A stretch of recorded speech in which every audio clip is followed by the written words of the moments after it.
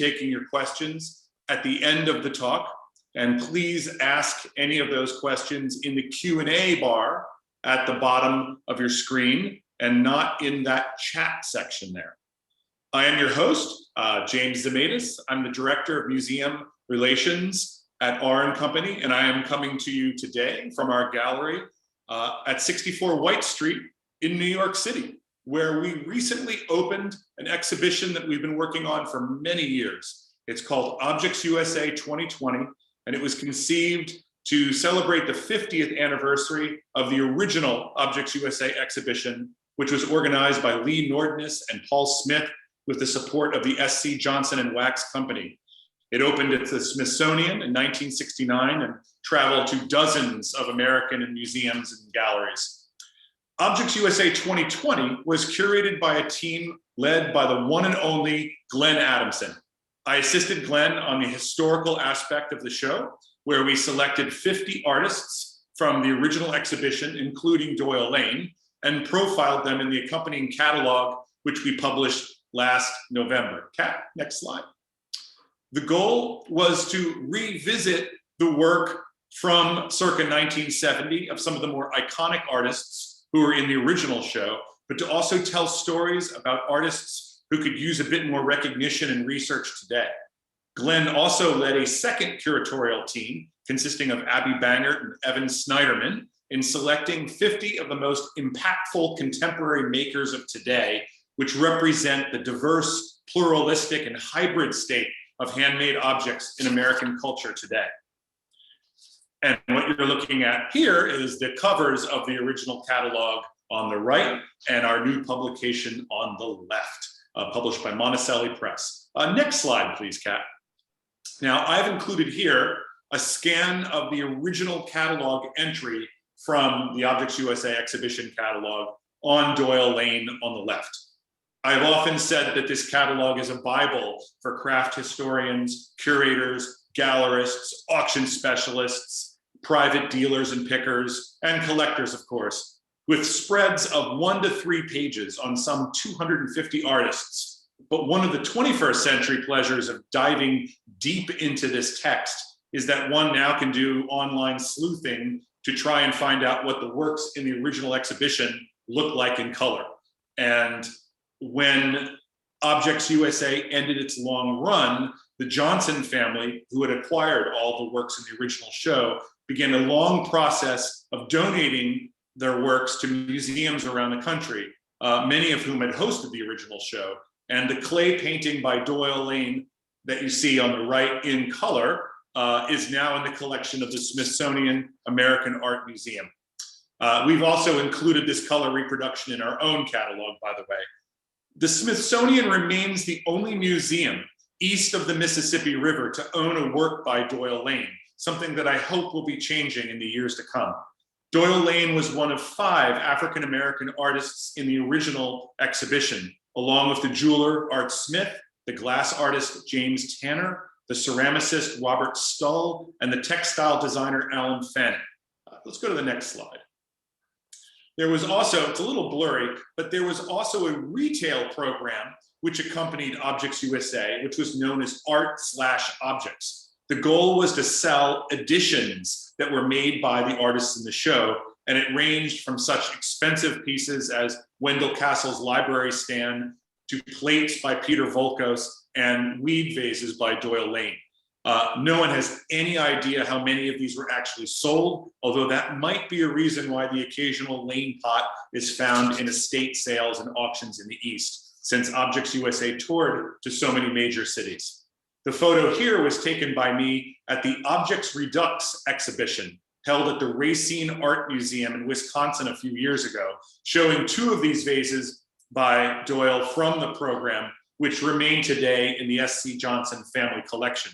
And I think that in this case, the idea of an addition applies to the number of pots that Lane was prepared to make for the program and not any uniformity in terms of the glazes.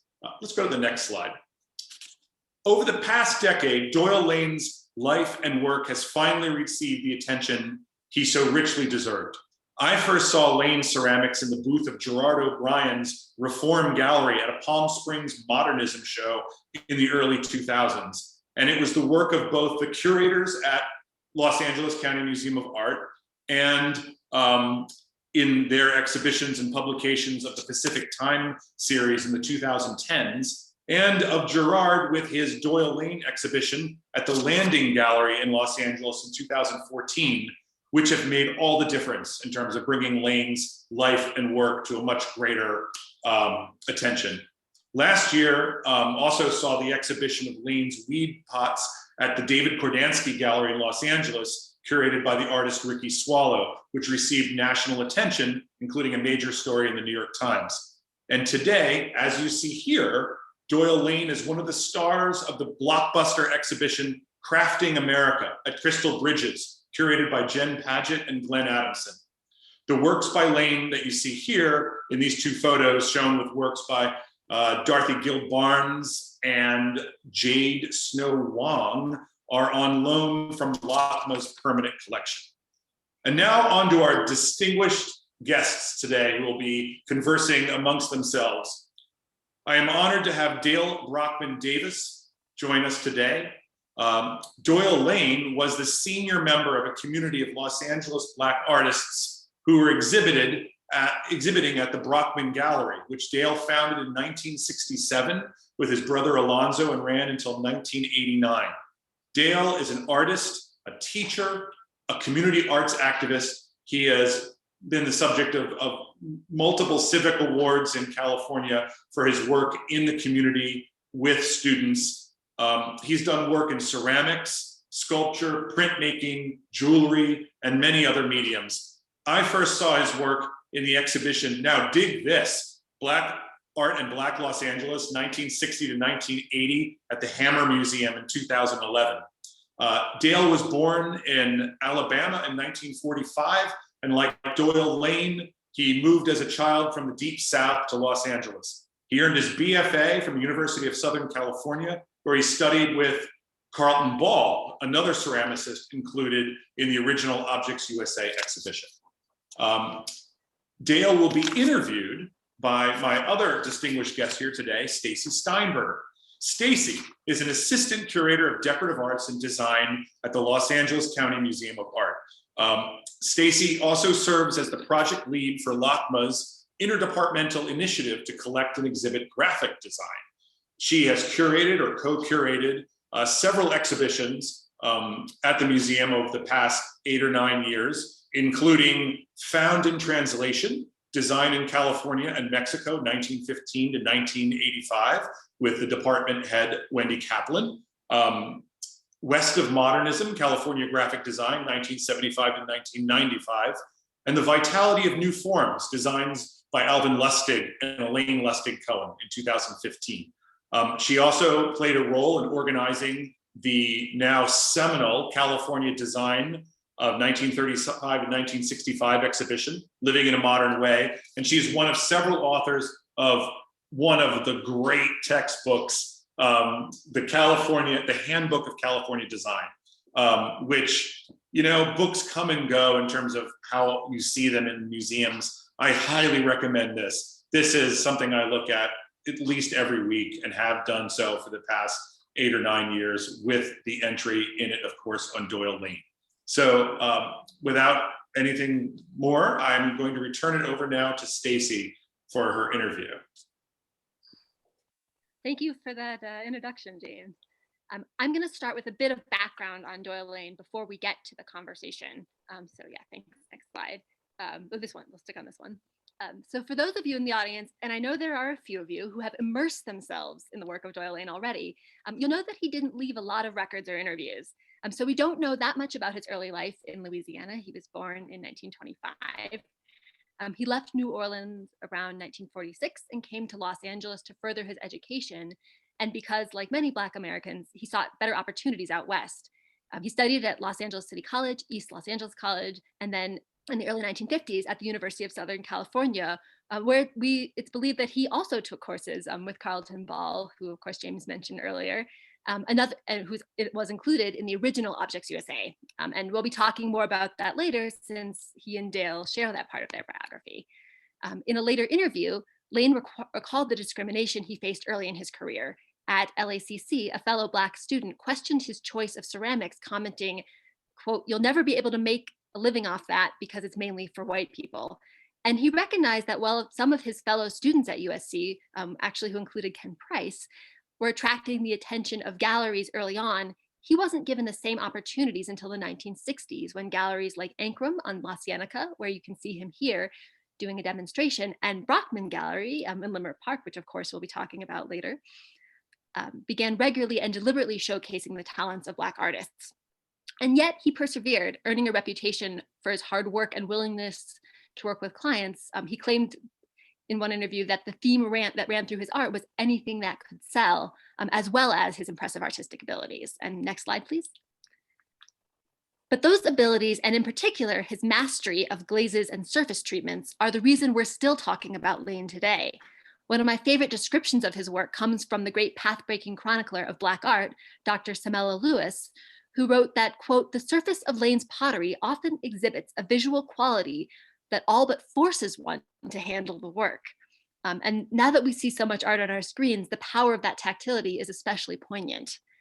The Los Angeles Times Home magazine, which featured his pottery on multiple occasions, including a roundup dedicated to several potters interested in the weed pot form that is now so associated with Lane, and here's an example here from LACMA's collection, praised his imaginative handling of surface texture. Next slide, please. Lane had a deep knowledge of both the art and science of ceramics. And interestingly, a 1960 article in the influential African-American newspaper, the Los Angeles Sentinel, described him as a chemical engineer by profession, while also praising his throwing demonstration of fine ceramics. We do know that he worked as a glaze technician at LH Butcher, which sold ceramic supplies as well as other chemical and industrial products. When asked how he achieved his innovative glazes, and in particular, the incredible range of his reds, a notoriously tricky color, he asserted that there was, quote, "no secret, just work." He had spent hours figuring out not only the formulations, but also working out how variations in everything from the temperature, type of kiln, and even how he stacked the works would alter the final results. Next slide. So here's another example of those great reds and the textures that he achieved. Next slide. And also, you can see that in the stunning mural from the Mutual Savings and Loan in Pasadena. Architectural commissions like this played a key role in Lane's ability to ultimately make a living solely from his artwork. Next slide. And here's some details of that mural. Now it can be viewed in the outside courtyard of the Education Building at the Huntington Library. And as his entry in Objects USA noted, which was on the screen earlier, the desire to show artwork outside where it could be seen in different lights and atmospheres was a part of the impetus for his clay paintings, like the one James showed earlier from the Smithsonian collection. And we'll be talking more about the clay paintings later. Next slide. LACMA acquired its first example of Lane's work in 2009, this intricate sgraffito stoneware bowl, which was shown in California design. Next slide. And in 2018, the museum acquired 11 more works by Lane, all originally collected by a Los Angeles school teacher who had bought classroom supplies from Lane and occasionally bought his work for herself.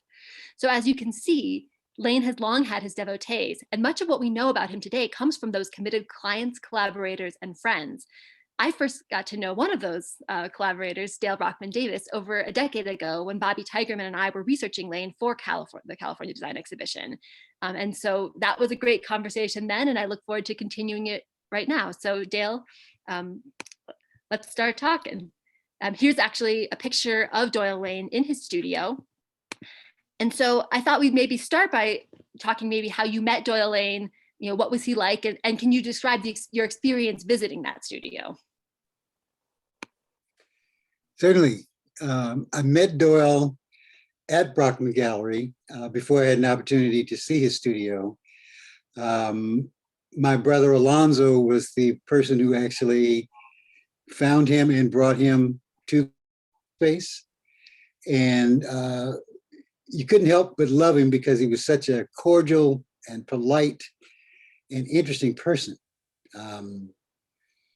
Our first shows with him started right around 1970, and we continued to display his work for years, not only with group shows, but as a collection of crafts that we had on hand basically all the time, so that we had a means of making at least small dollars at all of the events, because, selling high-end artwork is a difficult challenge for us.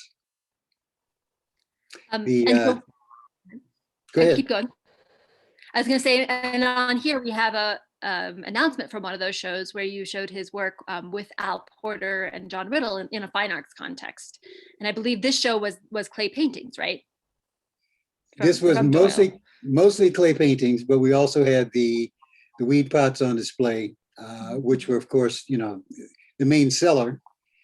And it's interesting to note that the people wanted to know, well, who was buying these weed pots?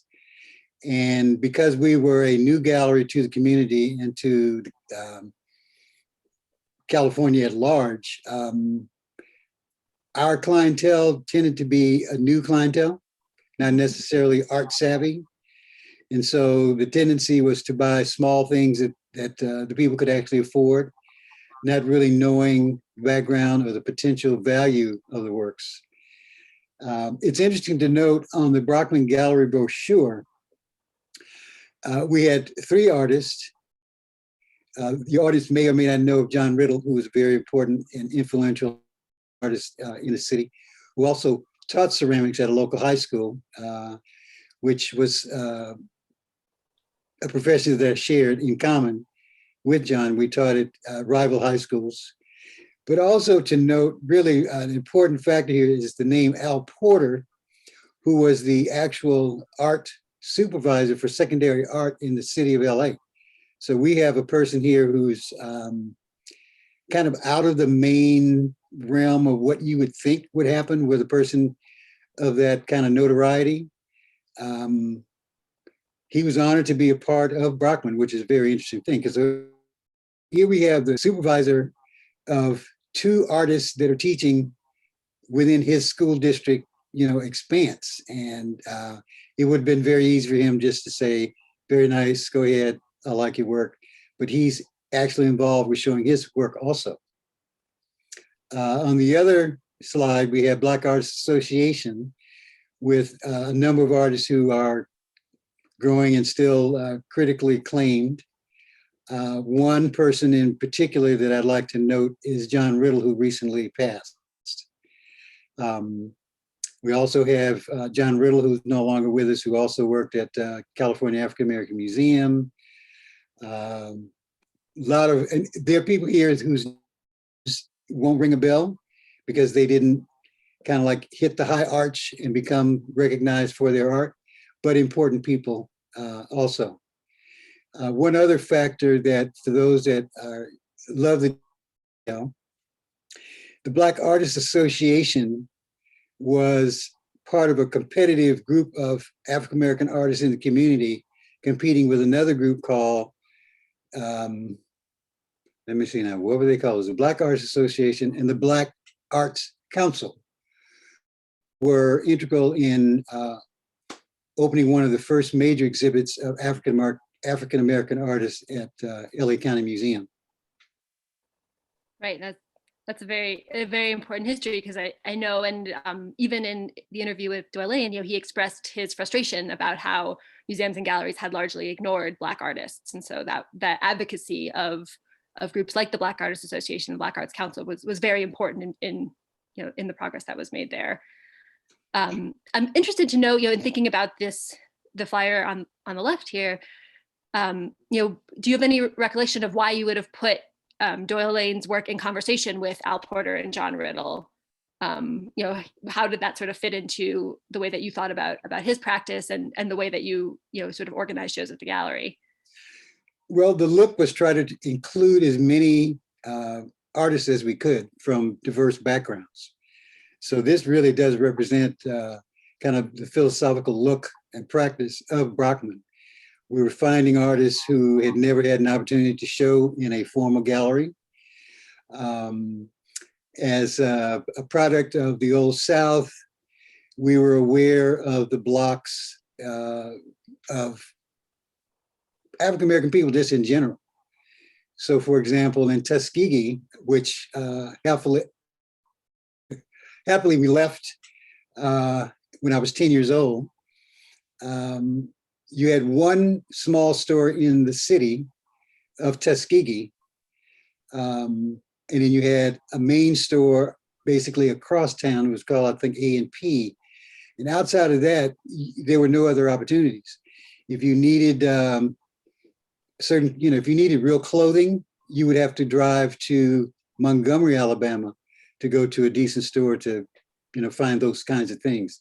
So that's kind of the basis for my background, and really kind of a hard look at how to make this practice work. We were doing something that had never been done.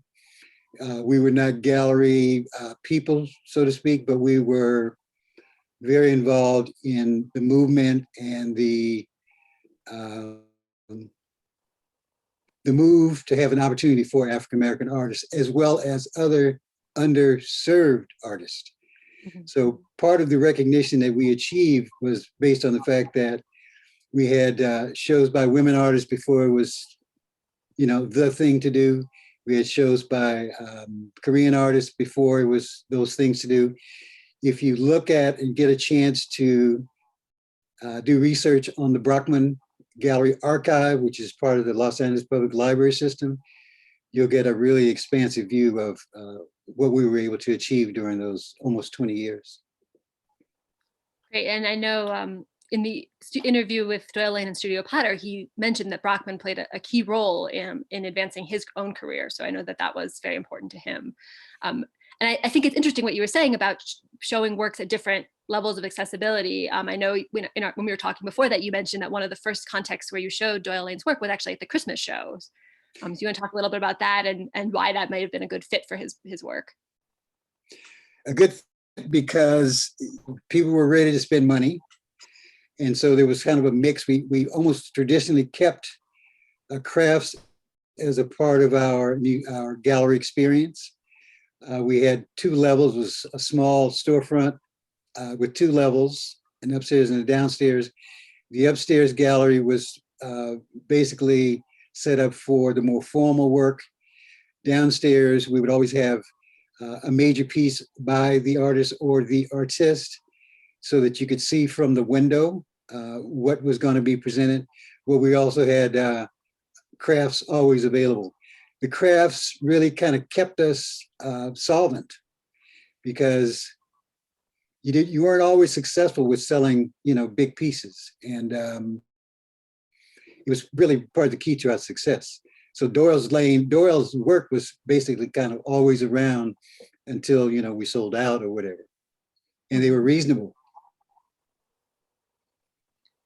And do you think did you get the sense that he was very, it seemed like very pragmatic and very focused on, on sales? Did you get the sense that if a certain type of thing sold out, would he, try and produce more of that? Or do you recall? We would approach him. This is a lifeline. So we would approach him, which opened the door for me to actually go to his studio and actually see the environment within the area where he worked, which was very interesting in that it was not flat land. It was on a slanted property that was basically terraced, I think like 2 or 3, eventually 3 levels. Small, very organized, very neat. Interesting guy. Did not always have a lot to say, very modest kind of man, but he was not missing any of the conversation that would take place. And he knew, the kind of commitment we had and the care with which we presented his work and the opportunities that were opening up to him. For example, the Ankrum, it took me until we started speaking that Ankrum was initially one of the first galleries to promote his work in a big way. And there are visuals of him working, doing his technique in the gallery space itself, which is very non-traditional and quite a compliment to him as an artist, which also reflects on the insight and understanding of self. Yeah, and you had mentioned that at the time you were going there, and we'll talk a little bit more about your own training and practice later. But that you were a young ceramic artist, and that his studio, which was on the east side of LA in El Serrano, made a big impression on you, and sort of on how studios could be organized. Absolutely. Just the opportunity to have a working space / living space, which eventually translated into my living in my own storefront situation with an electric kiln and wheels, in the space itself. Even though I was teaching and had the opportunity to use some of the facilities that were there at my high school, which was called Dorsey, still is called Dorsey High School.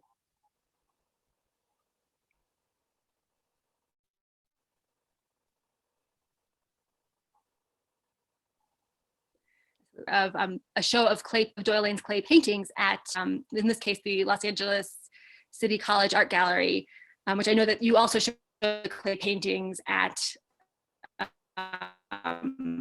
Brockman. And then next slide, here's an example of, there we go, an example of clay paintings that's now in LACMA's collection. And so I'm interested to know, coming at it as both a gallerist and as an artist, with a deep knowledge of clay, what did you think when you first saw the clay paintings? Was that sort of, I know that was something that he really, worked on in the latter part of his career. It was really the first opportunity for me to actually see clay paintings. If it had been in a more of a traditional square tile form, then, I had an opportunity to kind of see those kind of experiments going on, but those were experiments. They weren't made to be art. So when Doyle came to the gallery and showed these kinds of works, it was an eye opener for me. And in the totality of this look, it helped me open my range to do other things that were less what they called, craft only, and more of with an artistic attitude and bent about doing the work. So he had early influences, but it took a while for it to take. Absolutely. I was very young when, in terms of this whole practice, when I had the opportunity to see him working and to really know what he was doing. It's interesting to note that when this was going on, when the Brockman Gallery opened in 1967, I was still a undergraduate student at USC, and not letting any of my instructors know that I had an outside job or opportunity that could possibly be in conflict with them as my professors. Absolutely. Yeah. And we're looking now here at images of Brockman Gallery. First when it first opened, and then the image on the left is a bit later. And just as sort of a side note, we were talking about what the art in the window in this case might be. You want to comment on that? Well, the image on the left possibly is a Howard Smith piece. I'm not sure. I have to go back to the archive to check it out. But these, this gives you a good sense of how we presented the work. You're looking through, multiple glass panes and realizing that, especially for, the community look, this is something really different because there was nothing else like it in the neighborhood.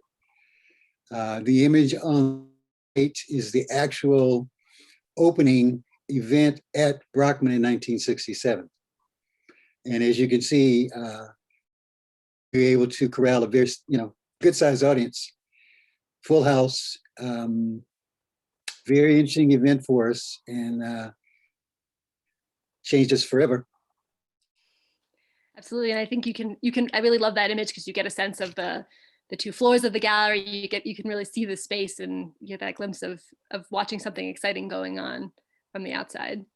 It was a narrow space, it's kind of like the average storefront studio where there were multiples in the area, but it was deep, and I'm not sure what the lot size was, but it gave us adequate space to have an office in the back, to have a living situation also in the space beyond. There were like 3 rooms looking at the front door and realizing how deep it was. So, we also, at the first couple of years, actually lived in the Brockman Gallery space before we started renting additional spaces that connected to the gallery itself. Wow. So, Can we have the next slide, please? So this is actually a picture of you, showing your own work in ceramics in your studio. And I thought it might be interesting, since you and Doyle Lane share that part of your biography, that you both went to LA City College and to the University of Southern California, and that you may have studied with some of the same people. If you wanted to talk a little bit about that experience. And of course, I know we talked about Carlton Ball, who was in Objects USA, as well as I know Clayton Bailey, who is in Objects USA, also had an impact on you. So if you want to talk a little bit about that. Well, I'd like to make a big comparison between Carlton Ball and Clayton Bailey. Carlton Ball was a traditionalist, very honorable guy, very, very warm, very sharing. He would be the kind of person that you would want to have as your professor. I did some research on him to realize that there was nothing about him that was average. He was a very tall man. He had been a boxer, and he had also traveled and studied with a number of big artists, famous artists in Japan. He kept me motivated because he was a person that I could trust, could go to. And eventually he realized that, here's a little backstory for you that's interesting. He realized that a lot of days when he'd come to work, I would already be in the studio. And eventually he asked me, well, how are you getting in the studio? And, I'm honest, and I tell him that I had been leaving the window cracked and climbing over the trash can and coming through the window so that I could get a chance to use the very best kilns, which were in the graduate studio part of USC. And it's the kind of thing that kind of like dovetails into why Doyle was successful. Because in order to have the kind of glaze successes that he had, you had to have a kiln that was credible, that would lock down tight, that you would have consistent results from it. And so when I realized that I could never get to the kiln because the graduate students would always revolve their work through this one basically glazed kiln, that I needed to present myself as part of the competition. And so I was the assistant in the studio assistant. And so I would volunteer to open the damper, allow the pots to cool a little faster. So by the time that the graduate students would arrive, their works would be cooled off and maybe on a cart. And now I had the open opportunity to slide my work in. So that was really kind of a gift that I didn't really realize until, later. You had another part of that question. Skipped. Now I'm trying to remember what I asked you. Oh, just Clayton Bailey was the other part of it. Oh yeah, Clayton Bailey. Yeah. Clayton Bailey was kind of like the antithesis of the department, because the department was really a very based kind of department. The other instructor, his name was Susan Peterson. And they would invite traveling instructors to come in, and Clayton Bailey was one of those people that came in as I don't know if he was at San Jose State, but he was, I'd have to say, the avant-gardist that came in with all traditions out the window. If you look at his work, you'll realize that he was a non-traditionalist. For example, some of the things he'd say about them would fly in the face of what we were being taught by the more traditional instructors, which was, make art, do something different and make it work. So one of those objects that I ended up purchasing was one of his giant nose teapots, which was chrome green and maybe lemon yellow dots, with a lid that had a small cap, and you pull the lid out and it looked like a squeezed piece of thrown away piece of clay, but it would be luster glazed. So he was making these, really vivid points of his practice, which was to not be traditional, to be a game changer. And that really did kind of loosen me up to realize it is possible to do non-traditional work in a traditional setting. So that kind of experience made me realize that if I'm going to do this, I need to do two different things. I need to have like both hands working. So I had works that were very traditional to prove to my professors that I had a mastery. And then I did things that they never saw. So I started a body of work that starting out as throne forms that were altered in the drying process so that you could squeeze, distort, and do all kinds of things that normally would be rejected by my instructors at the time. Absolutely, and I know, sort of that direction of sculpture ended up really being the direction that you went in with your practice. Right, right. Yeah. Could we have the next slide, please?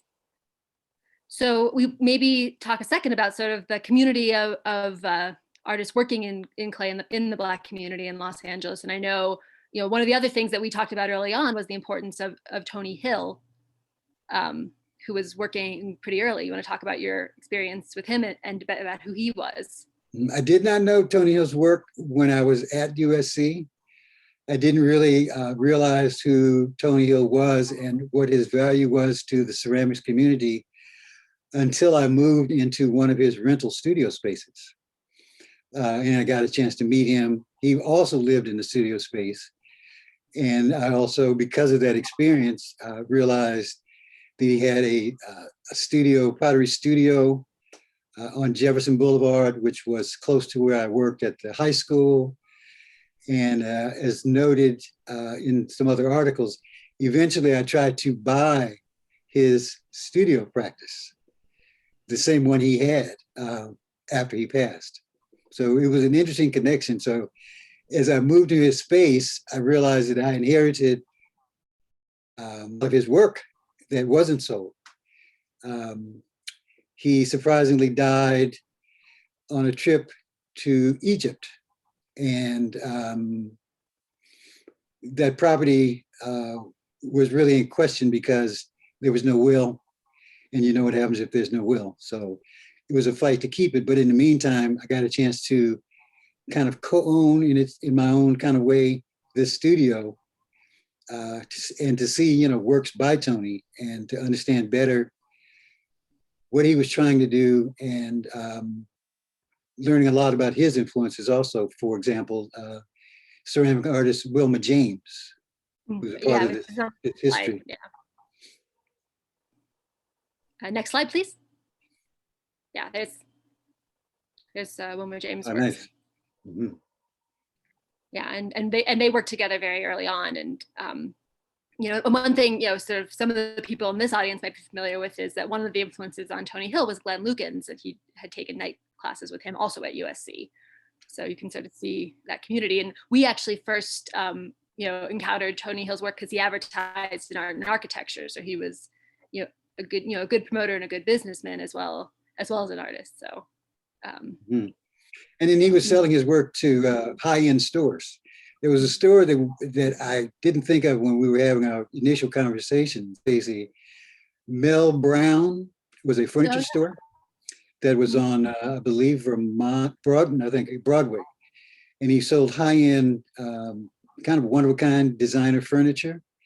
And he used to include, I don't know, Tony Hill's work. So there were other things that were kind of coalescing around the same period of time that I was out there trying to find my own, way into this new piece called art and art as a means of living. Absolutely. Next slide. So we thought we'd end, this Objects USA 2020 exhibition is organized around Objects USA and thinking about looking back at important exhibitions of that period. There was an exhibition where both you and Doyle Lane, showed your work called California Black Craftsmen, which was organized by Evangeline Montgomery up at Mills College in Oakland. And so here are pages from the catalog. I wondered if you could talk about your recollections of that show and what it meant. It was quite a compliment to be included in this show, and probably the first show that I was ever involved with that was outside of Los Angeles. And to have participated in that was eye-opening and really kind of a beginning for me personally to be looked at as a serious artist. I have the catalog someplace. I'm still looking for it. When I do find it, I'll share it with you. But the visuals in it are wonderful, and the fact that we have this is early history, and the fact that it's also at the time, I'm not sure what their status now, but an all women's college was also an interesting factor.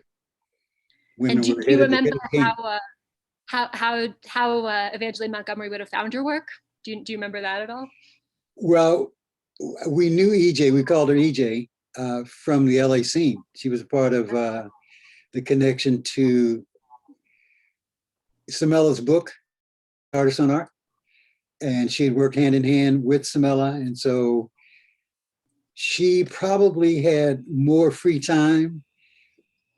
I look back at how many things I was trying to do all in the same period, doing the same kind of like business day. And so Samella and I had a similar kind of pattern where she was very, very, very busy. And I think looking back at it, EJ had more free time to be out there in the world of art, to meet artists, and a very engaging, wonderful person.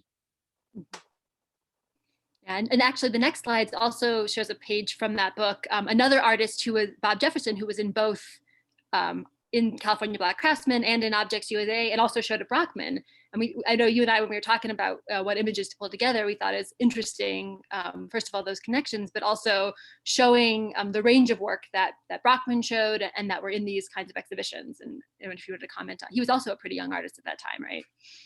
We were all young then. And then Bob Jefferson came to us, I think, because of that exhibit. But he was an Oakland, Berkeley person. Right. So again, once again, these opportunities that were opening up new dimensions, new locales, was critical to, what's going on now. And Bob Jefferson, the artists that we worked with the exception of a few, were universalist kind of people, open, very friendly, very sharing, which you don't always run into among us ego-driven artists, myself included. But there are classifications of folk. There are those that all you want to do is get their art as a business person. There are those people that you really just want their art. You really don't want the character that comes with it. No names mentioned, because we're being nice here. No names. But the whole idea, though, whether you liked them or not, you wanted the best art that you could possibly procure for your space.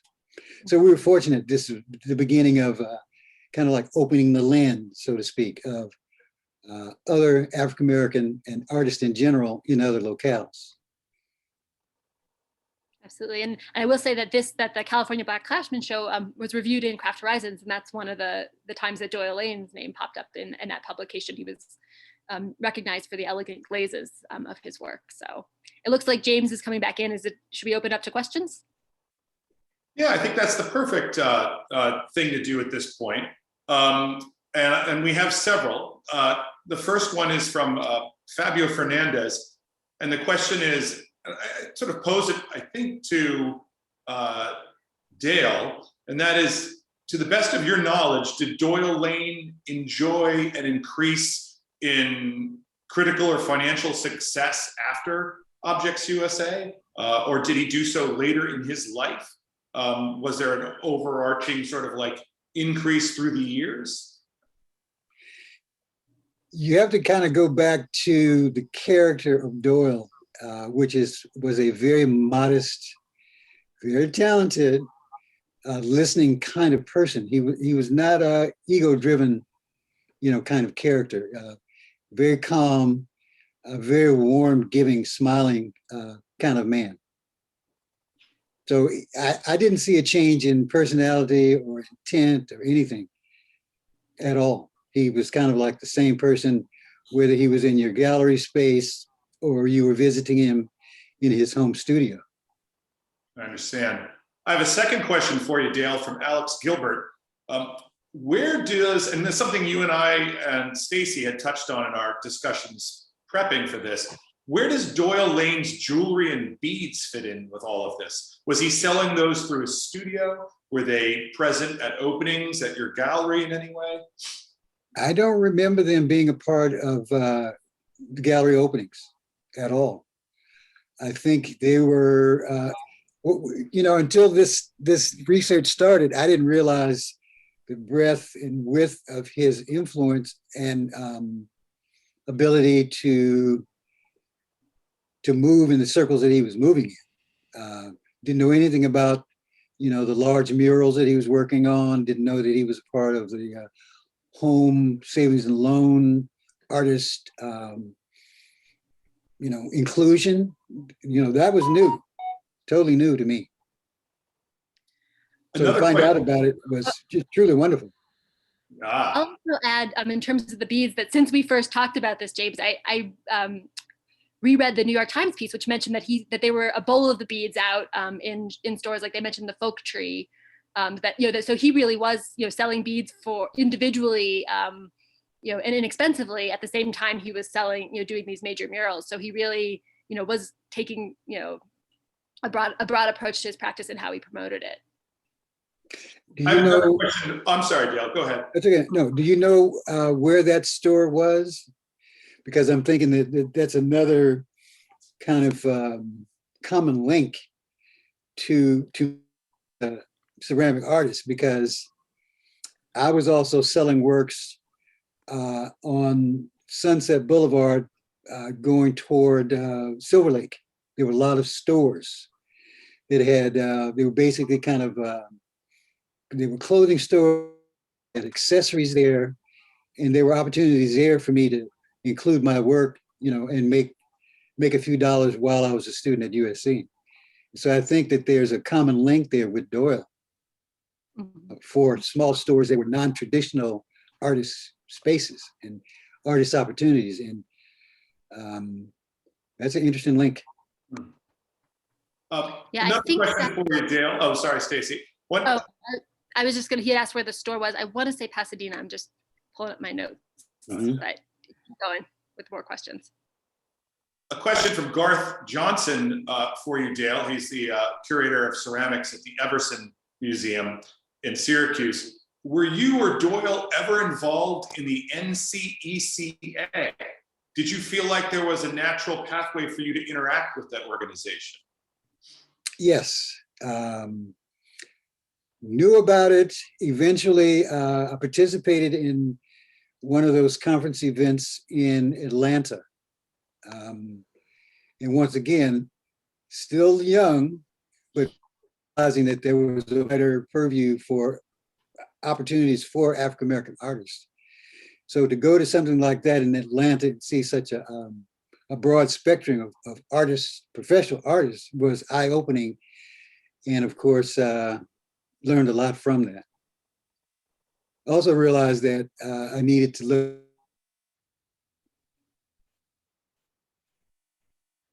to realize that there were other things that I needed to see, which leads into kind of segue into the trip that my brother and I took across country and visited a number of these predominantly African-American schools, and to see that there were things that were in place that we never knew because we weren't there. We had, once we left the old South, that was it. But going back, driving cross country was a very, very, very interesting experience. Another question for you, which is something I'd never heard of before, perhaps apocryphal, from Neil Lane. His question is, there's a story that Doyle hurt his hand in a car accident and couldn't throw pots and thus started making the clay paintings instead. Is that true? Is that a fact? Never heard of it. Never heard of it. And I have another question. The fact, and here's the proof. I don't know about that, because if you're a ceramic artist, potter in particular, you're going to have strong hands, arms. It's a very physical, art practice. And so I guess he could have hurt himself, but his ability to regroup, regenerate, whatever he needed to do was what he did, and did well, because you were not aware of it at all. And Staci, I have a question for you. from Juan Salazar, to the best of your knowledge, do you know of any future exhibitions that Doyle Lane is going to be included in at museums? Obviously, we just had the big show at Kordansky. We have our show here, Crystal Bridges. What about the future? You know, we don't have, there's nothing that I can say right now, but I do know we have a few, our lanes are going to be out in the next few years. So there's nothing I'm quite ready to announce, but there are a few different shows, group shows that he'll be included in. I know that we're very eager to get these on view because they're just incredible works and you really do have to see them in person. So, so coming down the line, but not quite ready to announce yet. I think there are going to be some surprises. I heard that you had, a question from Juan Salazar, who's one of those people that I met basically because I met him because of, and because he's an avid lover of Doyle work and he's a collector of Doyle. So I think that, he epitomizes kind of the mystery of Doyle and the potential collectors of his work. It would be interesting if I was contacted because of this conversation by people from my community who happen to have Doyle work and not realize the importance of Doyle as an artist and the artifacts that they actually purchased. Excellent. Let me see here. I mean, some of the questions and commentary being posed here are from very, very serious Lane Doyle enthusiasts, collectors, people with a lot of experience and research in here. The other question I had, and I see it posed here as well, is the Objects USA exhibition did come to California and played on the West Coast. Dale, did you ever go visit the show yourself when it was out there? Or, again, did you have any recollection of Doyle going to visit the show at any of its venues? I didn't know that Doyle was a part of that. I knew of the possible opportunity, and I'm the young searching artist. I wanted to be a part of it because I knew it was highly sought after opportunity. I didn't make the cut, but at least I got a chance to realize what was out there, what possibilities there were. Right, absolutely. I think that pretty much covers it. I really thank everyone for their questions. Our exhibition will be open here in New York through July 31st, and thus the 7 pots that we have here on view from the collection of one of these, diehard collectors, Patrick Parrish. If you can travel, and as things hopefully get better this spring, come and see these pots. I also want to mention something that I said in the comments section.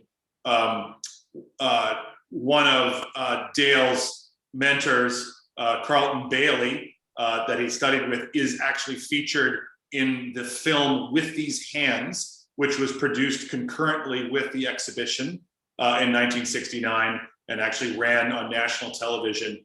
I first saw it at the Racine Art Museum, and we've managed to obtain a copy of that film, and it will be showing here at our gallery pretty much all the time at request as well. So for all of you out there, I do hope that we get to see some of you in the gallery over the next few months. And we will be launching very soon a new website just dedicated to this exhibition, where there'll be further biographical material, of course, on Doyle Lane and all the other artists in the show. So thank you to our 2 distinguished guests. This was a wonderful early afternoon here. And for all of those who are here, we will also be posting this on our YouTube channel as well. So you can go back and see it in the future. So thank you very much. Thank you very much. I appreciate the opportunity to be a part of this, to continue the wonderful story of Doyle Lane. And thank everybody for coming. So. Yes. All right. Bye, everybody. Take care.